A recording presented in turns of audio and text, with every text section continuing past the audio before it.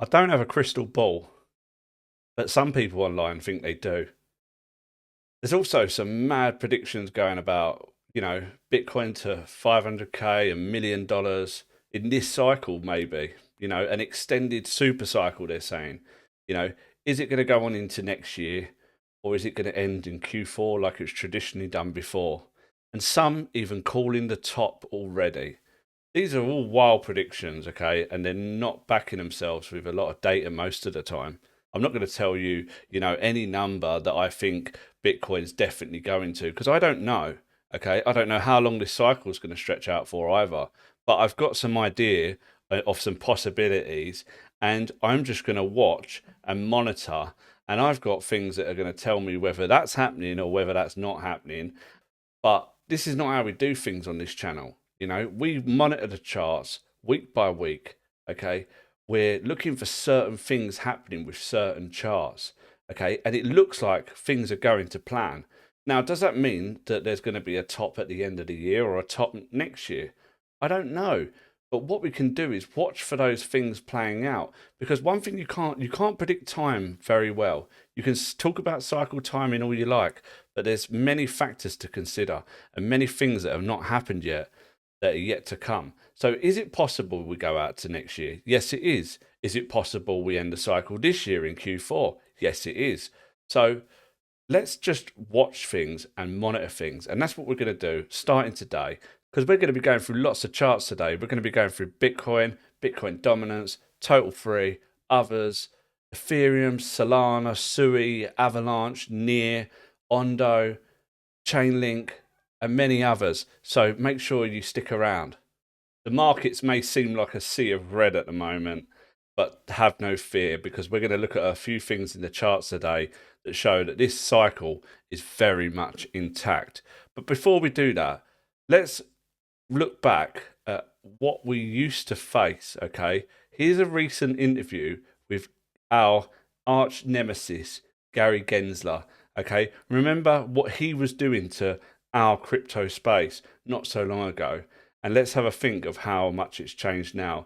And you see the way that the news presenters are talking to him. It's a different world we're in right now. They are reversing a lot of what you did. And how are you feeling about what they're doing now?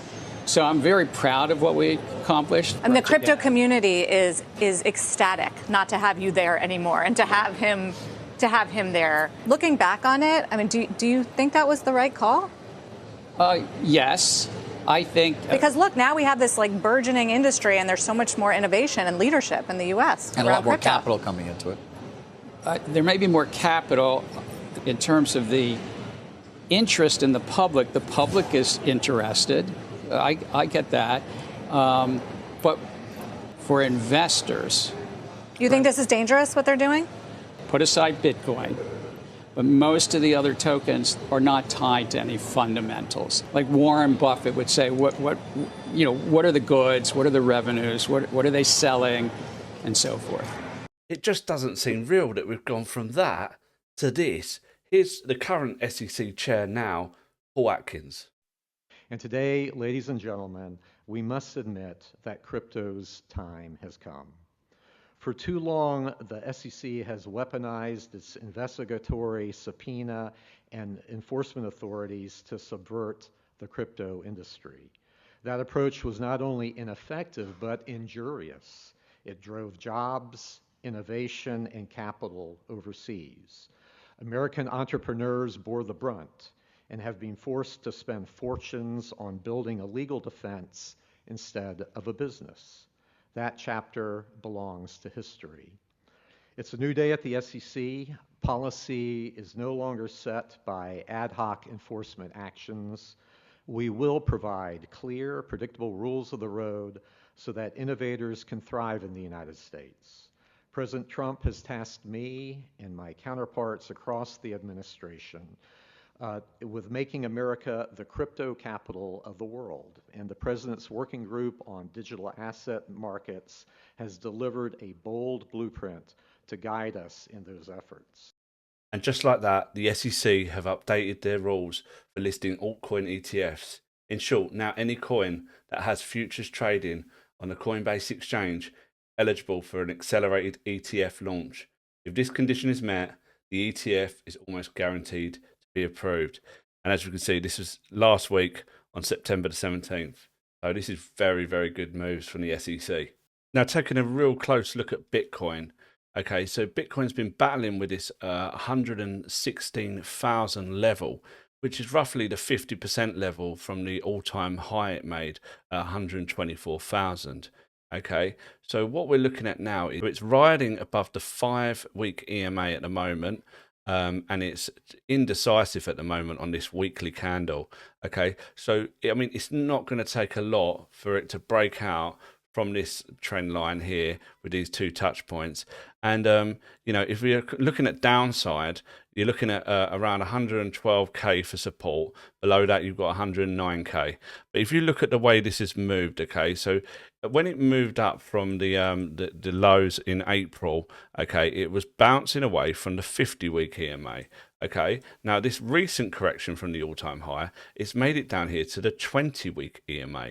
Okay, and it's bounced away. Okay, so people were like, well, because it's not breaking out to this level and it's taking its time. It's not really. I think this is what people need to do sometimes, is zoom out and look at things on the weekly. Looking at things on the daily or 4-hour, you're just gonna, it's just noise. It's complete noise. I mean, let's zoom out and look at this whole structure, okay? Look at this whole structure, okay? This is this bull market, okay? Look at it. You know, it's an uptrend. It's lower, it's higher lows and higher highs. Okay, that's as simple as it is for the trend at the moment. So as when we look at Bitcoin, things are all good, okay? And I'd like to see it break this trend, okay? And then we're looking at 120 and 124, and then it's price discovery, and then it'll be bull market back on. Everyone will be back on side again. Everyone will be aping in again. You know, people get so fearful, you know. And on the fear and greed, we're in neutral right now. We was in neutral yesterday. Greed last week, just a little bit greed though. 55 is not a high reading, okay? And I think it was only a couple of weeks ago that we actually saw a bit of fear on here, okay? So as I've shown you in previous videos, when you get an extended rally, or some might call a banana zone type of rally, okay, and that's what we're waiting for right now. And I think we could be potentially on the cusp of it, okay? It can stay in extreme greed for a long time. Readings of above 80, above 90, okay, that's what you're looking for like top signals, not neutral, okay? And there's no fear really at the moment, okay? Like I say, we tapped a bit of greed last week. I think it's all good when it comes to fear and greed at the moment. And did you know that BTC only needs to climb up 4% to wipe out 6 billion in shorts? Yes, please. Okay, I've been watching CoinGlass recently, and it's been mostly longs getting liquidated the whole time. They really do need to go for the shorts soon. Okay, and look, as you can see on here, you know, this is 5 billion level, okay, and it sort of meets it around here, and this is at a price of somewhere between 118, 119k. So if you start going up to the all-time highs, like where is it, like 124k, then you're already like well over, in between, somewhere in between 5 and 10 billion, probably 7.5 billion, okay, there. And then it's getting up to like nearly 8 billion if we was to hit around, you know, 130k. There's a lot of shorts that could be wiped out, you know. And the $12 trillion US bank to start Bitcoin and crypto custody services. This is what we're going to start seeing now. Big banks providing on-ramps, not only on-ramps, custody services. Okay, but as they always say, remember, not your keys, not your coins. So make sure you get hardware wallets. Don't let any banks custody your crypto. Bill Miller says if 2% of the 60 trillion in retirement funds gets into crypto, that could push Bitcoin to 175k. Here he is. There are 60 trillion worth of assets globally in retirement accounts with zero allocation right now to digital assets. Every 1% allocation from that 60 trillion adds $30,000 to Bitcoin's price. And so from my perspective, a 2% allocation would be conservative when you consider that all of those assets are currently in a monetary framework whose authorities have told you they want to depreciate it by 2% a year. So why wouldn't those accounts stake 2% of everything denominated in a melting ice cube and stick it in another protocol altogether. So again, that alone would take us to Bitcoin at 175K, or up more than 50% from here. We still think we are incredibly early. We're still seeing early signs of institutional adoption. You look at Norges, the world's largest sovereign wealth fund, almost $2 trillion in assets, has been increasing its exposure to Bitcoin digital assets. It's still a rounding error for them. But when the world's largest sovereign wealth fund, the world's largest endowment in Harvard is now buying Bitcoin, starts to do it, that opens up the door for all the other relevant parties, other endowments, other sovereign wealth funds to do this in a very interesting way. And if you're wondering when Bitcoin might make its next move, well, I've got a hunch that I think that when gold pulls back next, Bitcoin will make its move, okay? This is gold, okay, and the orange line here is Bitcoin, okay? So when gold was going sideways here, Bitcoin was taking a rally, okay? And when Bitcoin was going sideways, down, gold was taking a rally, yeah? When gold was taking a chill out, Bitcoin was taking a rally. And when Bitcoin was chilling out, gold was taking a rally. See what I'm saying? And it's doing it now, okay? Bitcoin's been chilling out, gold's been taking a rally. So when gold fancies taking a little break, okay? And I'm not calling a top for gold in this cycle. When it fancies having a little chill out, and it's had literally 1, 2, 3, 4, 5 consecutive weeks of upside. So, and Bitcoin's starting to move up a little bit with it, okay? But it does do these chops while, you know, it doesn't mean you can't get a Bitcoin up and a gold up at the same time. But in these bigger periods, you see that they tend to be doing the opposite most of the time. And Scott Bessant's still banging on that gold is a store of value and Bitcoin's a store of value too.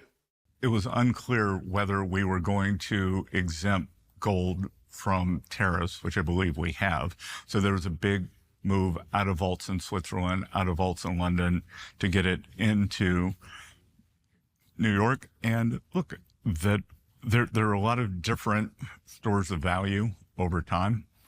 Bitcoin's becoming a store of value. Gold has historically been a store of value. I think what's interesting is, where do we see the gold demand coming from? A huge amount is from China. Yes. Where, they, as I said, they're in the middle of an economic recession / depression. People don't trust the Chinese currency because they have capital controls. There are 1.4 billion Chinese who all want to get their money out, and they won't let them. They will let them buy gold. And like you heard him say there, the Chinese will be looking to get out of their yuans, okay? And like most other countries in the world, you know, their citizens do not want to hold their fiat trash, okay? But not only are they looking at Bitcoin, they are looking for the upside in the coming, 6 to 12 months, okay? And where that can be found. And we know it can be found in altcoins, okay? And that's what we're here for. So Bitcoin dominance still trying to break this 57.5 level, okay? I believe it could get broken at any moment, but I also believe there could be a bounce. Now, if there was a bounce in Bitcoin dominance, okay, I'd be expecting it to come up to here first, around this 60% level, okay? That's if it can break this 58% level, because it hasn't been able to the last few times it's got up there, okay? It broke down below the 57.5 level the other day when the Fed announced the interest rate cuts. It broke down sharply, and then it reclaimed it, and now it's sitting around it, okay? But when this breaks down, this is when the fun really starts. So can it get a bounce first? Of course it can. Will it? Who knows? And we're just waiting for this to break down. Whether it goes up first and comes, I believe this is coming down. This is in a downtrend. The 5 and the 13-week EMAs have crossed over bearish. They're now underneath the 50. And I believe that this is going down at least to this. It might find support here temporarily on the 200-week EMA at 55%. But we'll wait and see and watch that as it happens. Next, I want to show you that all of the altcoin charts are all pretty much following and doing a similar thing. Okay, so we've got total 2, which is the top 10, including Ethereum, but excluding Bitcoin, breaking out, making a new all-time high. Okay, and it looks like it's getting ready to break up higher. Okay, yes, it could correct, but it's at the moment it's broken out above these 2 highs and holding above that line. That's looking good to me. Okay, and then when we look at total 3, which is the top 10 excluding Bitcoin and ETH, okay, we've got a new all-time high just about, okay, and it looks like that could also break out as well, okay. And then we've got others, okay. Others is lagging behind, okay. But just like I showed you in previous video, so you've got the Nasdaq and the S&P 500 making new all-time highs in price discovery. The stock market can quite often lead the crypto market, okay, as we've seen before. And you've got the Russell 2000 broke all-time highs just about last week when the Fed announced the interest rate cut. We've got multiple interest rate cuts still to come. We've got October and we've got December and then potentially into the new year as well. So with all of that going on, okay, if you've got stock market already in all-time highs, the Russell 2000 normally follows the Nasdaq and the S&P 500. So if altcoins are now following Bitcoin and Ethereum is obviously taking total 2 up there first and breaking out, then you can expect that the bigger caps are following, okay, and we're going to show that in some of the charts in a moment. And then you've got others, which is all your lower cap coins, not in the top 10, okay, it's lagging behind, but if you look, it's pretty much the same pattern on all 3. Wouldn't you agree? So if we know that, then we know that the whole crypto market is in a healthy way. Okay, I know some of your altcoins might be bleeding, okay, and it might be something fundamental due to those individual coins, but I'd say majority of coins have been bleeding occasionally, okay, and they're all going to play catch up at some point. Now, some will outperform others, and we're going to start going through some of the altcoins now. So, like I say, some altcoins will outperform others, okay, and this is one of them. This is BNB. In price discovery, new all-time highs, ripping it. It's broke $1,000 per BNB token. Okay, but what you see is this similar structure on most of the coins, okay? You've got the highs of the previous bull market, you've got the bear market breaking down, and then you've got them challenging the all-time highs and then these breakouts. So when we skip over to ETH, okay, and zoom out, yeah, we've got a similar situation. You've got the bull market, your bear market, and then you've got your struggle to break out. And ETH is almost up there. And when you see this type of structure, it just seems inevitable that at some point this is going to break out. So with Ethereum, we've got an all-time high up here of just under $5,000. And we're just literally printing a bull flag here. And it looks like it's ready to go again. Now, I could be wrong. This could be starting of a new correction, okay, and we could come down, maybe and touch this trend line again, maybe come down to the 50-week. This is all possible, but I'd say at this late stage of the cycle, with the Federal Reserve cutting interest rates, and we're heading into the Q4, which is seasonality, says that Q4 is usually good for all markets, okay, I'd say there's a good chance that's going to break out. Like we see, we've got a similar structure here on Solana as well. Okay, it's you know, you've got this long bear market, and you've got this accumulation, reaccumulation, yeah, after an incline. Okay, and it's taken a while. It's been up here a long while because Solana led the way for most of this cycle so far, and it had to calm down for a while. It's taken a few stabs at all-time highs. It broke a brief one there. That was back in January. Okay. Yeah, and then it's now starting to try and work its way back up there again. It just looks bullish. It looks like it's following ETH. Look, it's different structure but similar. You know, it's still healthy market structure. And we look at XRP. XRP's got a different structure. Okay, XRP is just like, oh wow, it just is what it is. It spends so many boring times flat and declining, okay, and then it sort of spikes out of nowhere. It did that in the last cycle.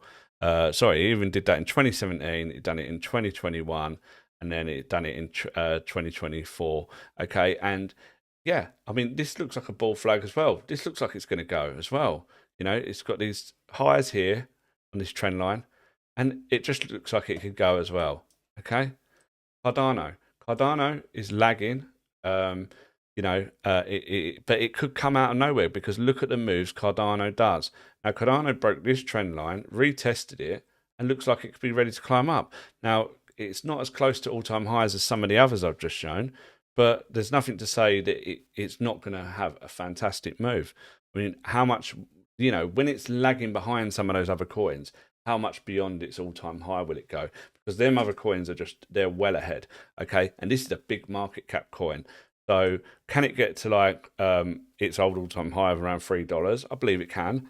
How much higher will it go? Who knows? I've got these levels marked off. If it was to go and touch this this trend line from going back to like 2018, okay, you know, it touched it here in 2021.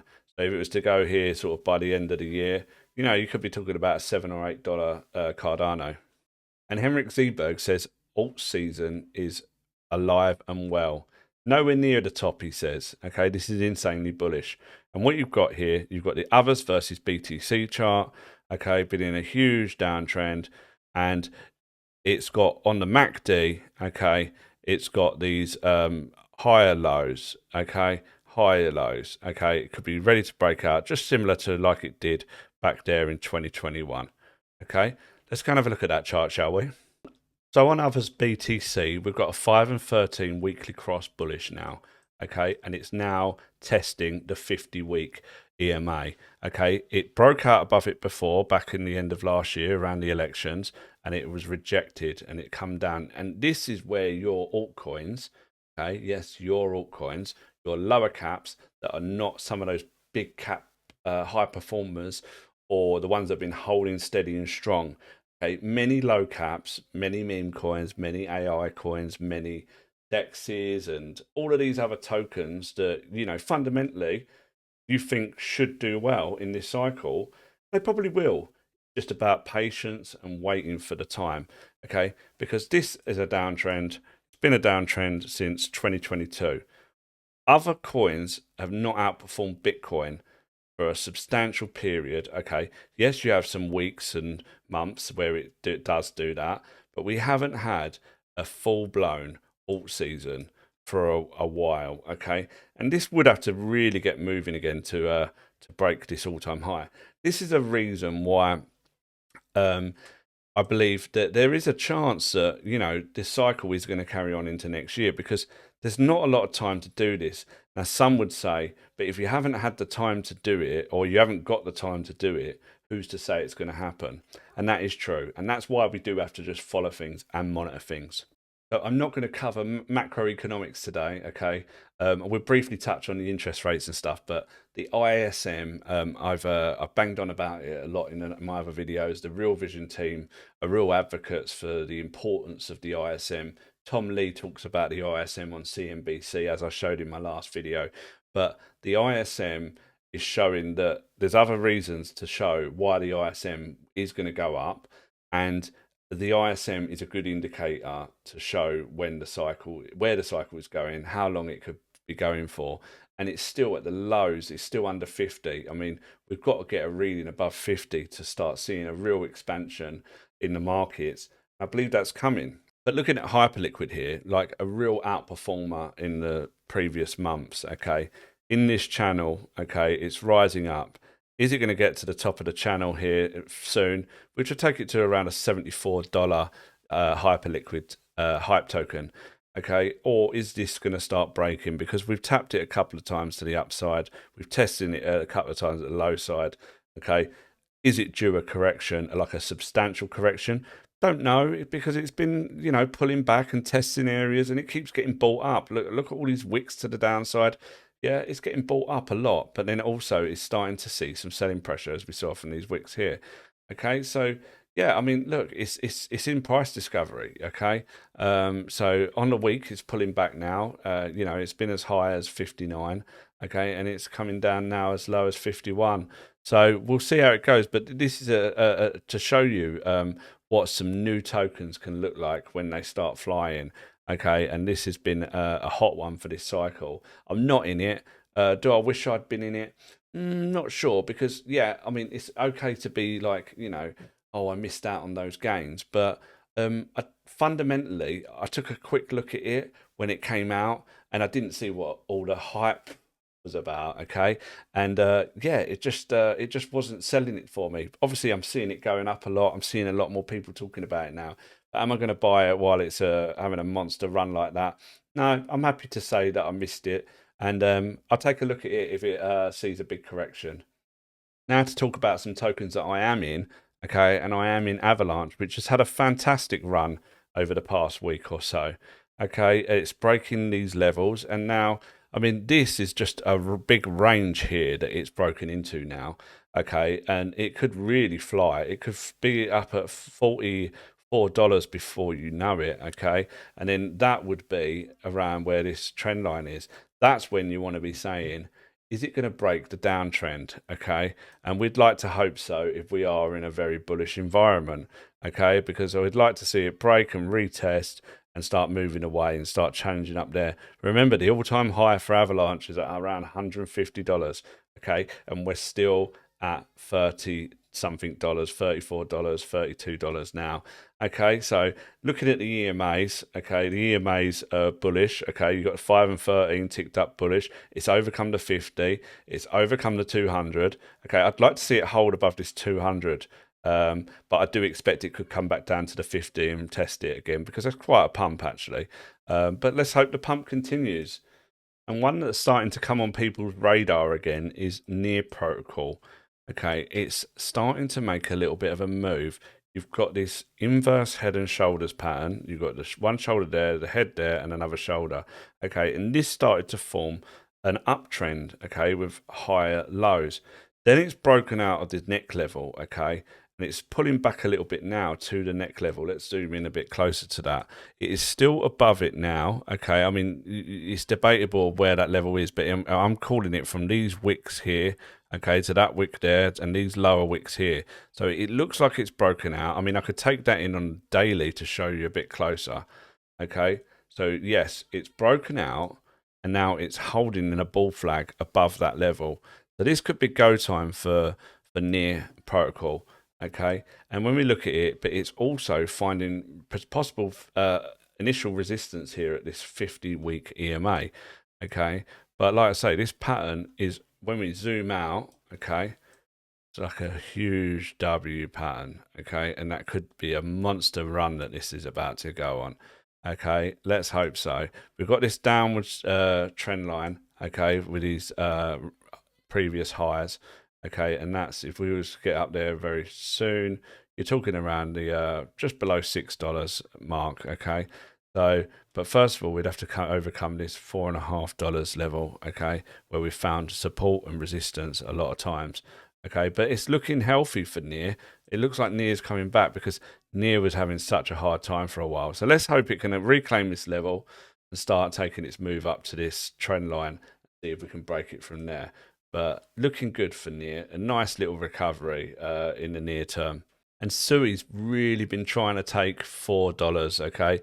It tried to make it up there the other day after the rate cut decision, okay? It was one of the coins that was really moving against Bitcoin and outperforming. Yeah, it's pulled back a bit. It's back under this 378 level. Okay, so, but like I say, the EMAs, the 5 and 13 are still bullish. Like I say, it showed on my other videos, it had this downtrend, it broke above it, and it kept retesting it a couple of times, and then it found this trend line, okay, and it's been riding above that. It wicked below it, it nearly made it down to the 50 into its cloud, but then it just needs to keep pushing up. I think it's going to keep getting pushed up until this breaks, okay? And then it'll be go time for Sui, challenging the old all-time high up there of around $5.35.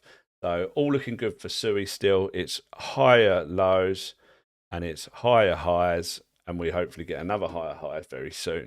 But like I showed you with some of the other coins like BNB, Ethereum and Solana, okay, all sort of making these big patterns where it's been a bear market and accumulation and you're riding up, and they look like they're coiling up to have a massive rally to the upside, something like we've seen in the past in 2021 or 2017.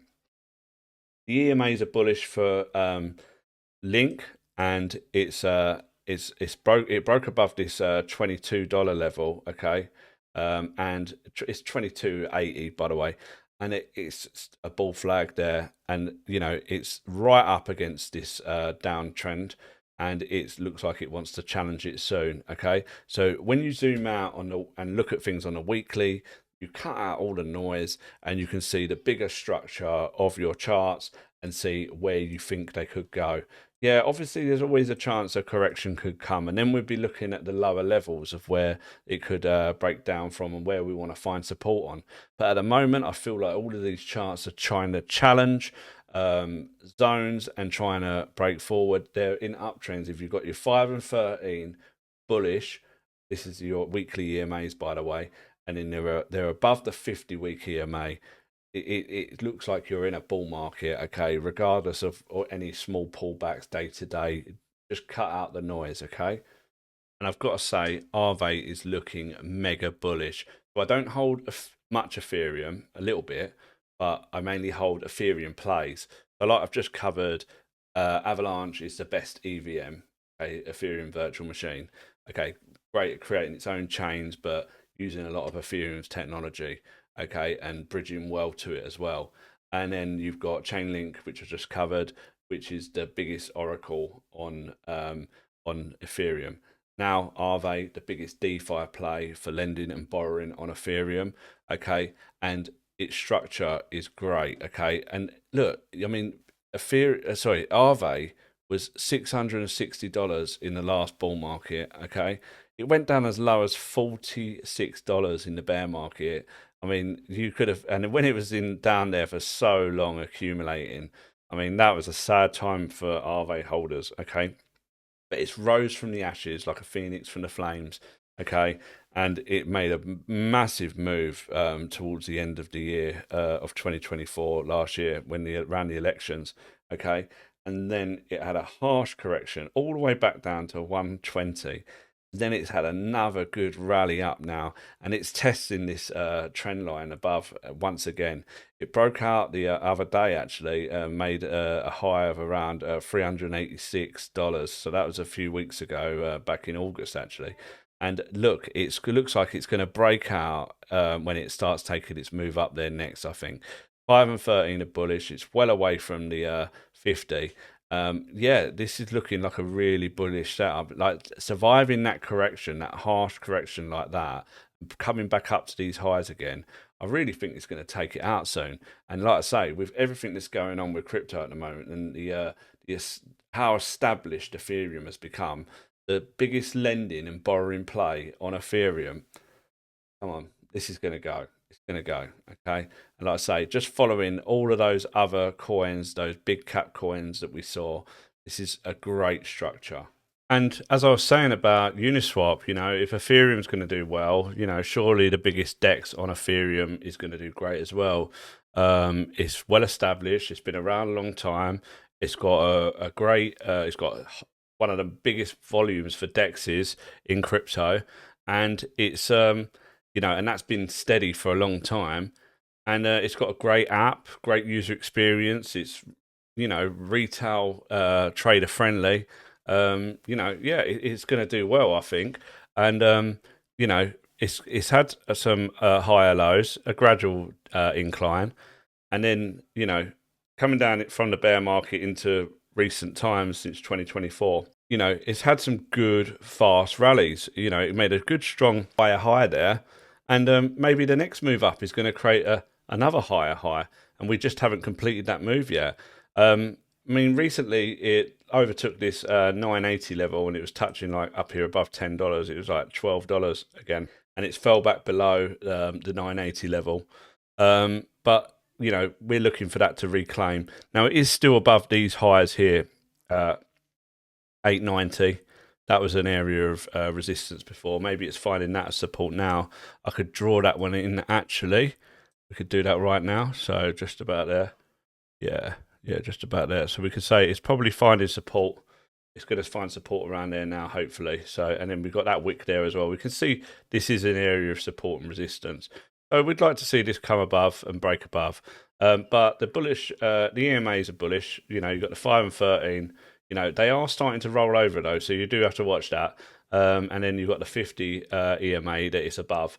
and it's sandwiching actually between the 200 and the 50. So it's in a really interesting position. But like I say, if all those other charts look like they're going to do well, you know, I'd say Uniswap's probably going to do pretty good as well. And you know, the lower the market cap, which this is lower than many of those I mentioned earlier, you know, all like your Solanas and XRP and Ethereums and everything. And yeah, it could get a huge rally. Like, you know, just lower the market cap, the faster the move. And, you know, from these levels previously in 2021, this was rocketing, you know. So can it do it again? You know, maybe it can. I think once it's broken out above this level, it's pretty, you know, there's not as much support and resistance to get through at all. So yeah, well, let's see. Let's hope for Uniswap to do well.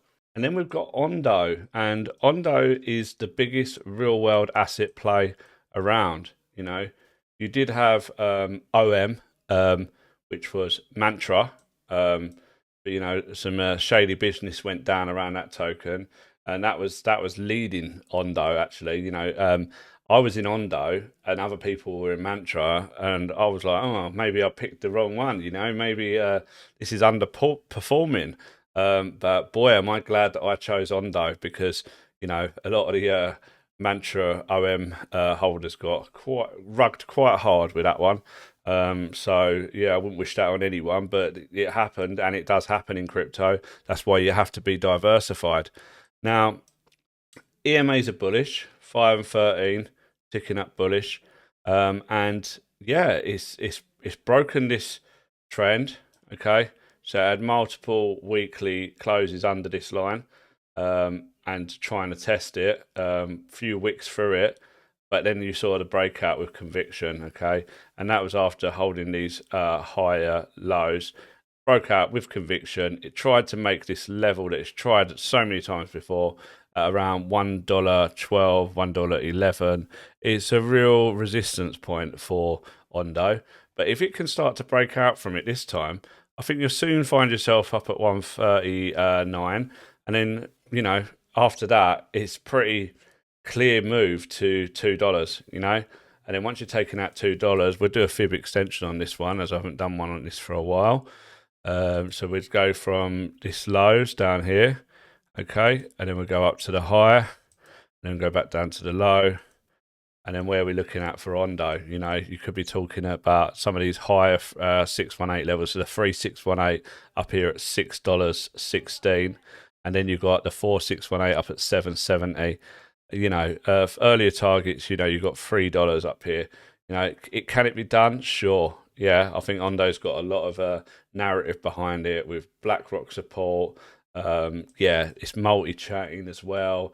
So it's it's a multi-chain, real-world asset play that I think is going to do well. So didn't cover too much macroeconomic stuff today, but we will be in the next video, no doubt. We've got a big weekend coming. Yeah, we've got Powell speaking on Tuesday, and we've got services and manufacturing PMI. And then on Thursday, we've got the US GDP, quarter 2, initial jobless claims. And then on the Friday, we've got the core PCE price index, prepare for volatility. And I've got to give a shout out to this crypto news hunters. Yeah, find them on X. I've been using some of their posts today. I like to create lists on my X.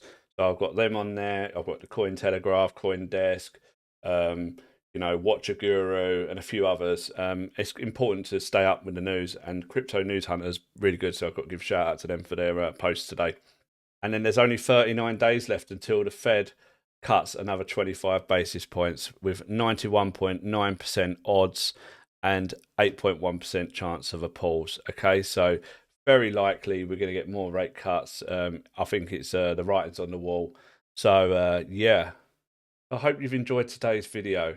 And if you have, if you could do me one little favour, of course, press the like button, hit the subscribe button so you don't miss out on the next video, and drop me a comment below if you want to ask me about any of these charts. I'm quite open to it, yeah? So look after yourselves, have a good week, and I'll catch you soon.